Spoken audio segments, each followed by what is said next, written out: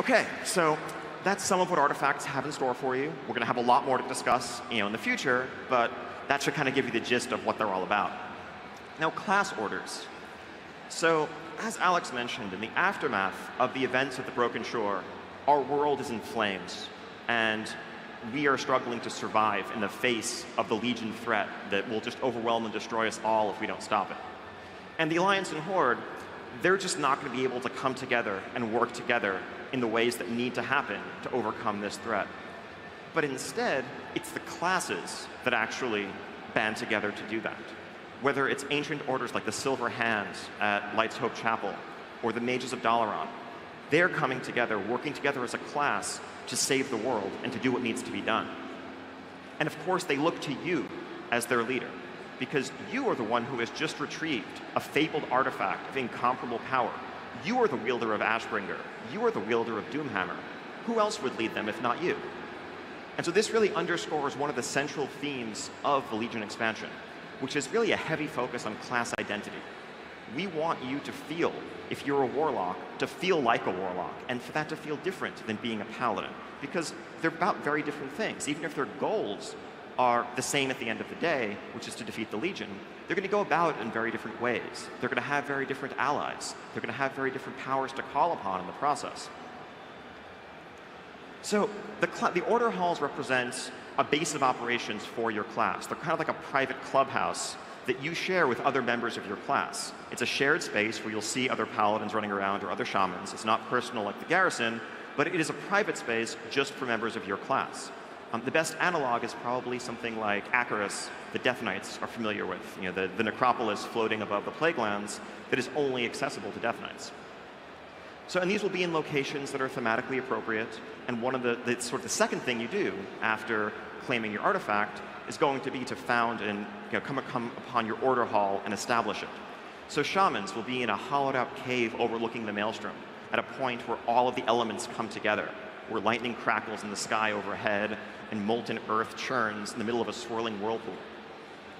Paladins are going to discover a hidden Templar sanctum beneath Light's Hope Chapel, where they will make their home.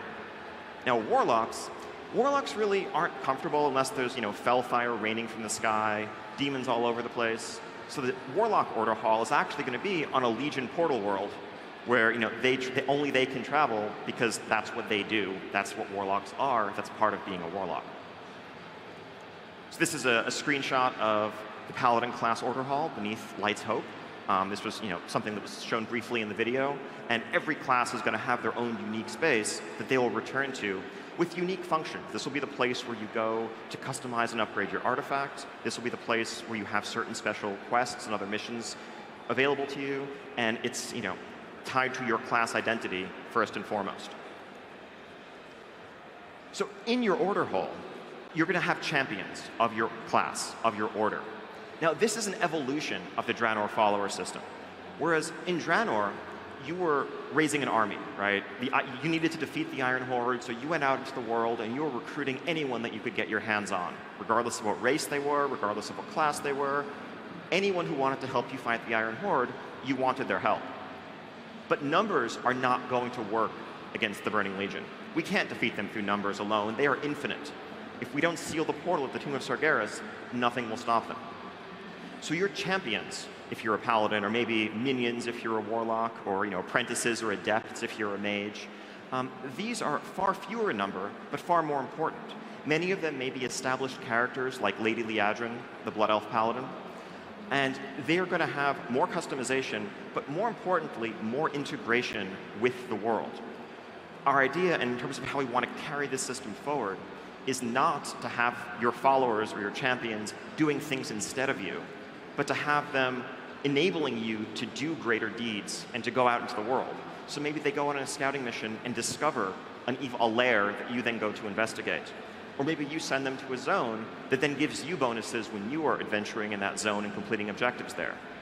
You'll work alongside them and with them rather than sort of having them compete with you in terms of the rewards that you're getting and that you're seeking out. We'll have a lot more to talk about regarding the system in the future, but I just wanted to kind of lay out some of our general philosophies for how we're thinking about it and how it's different from the garrisons and followers in Draenor.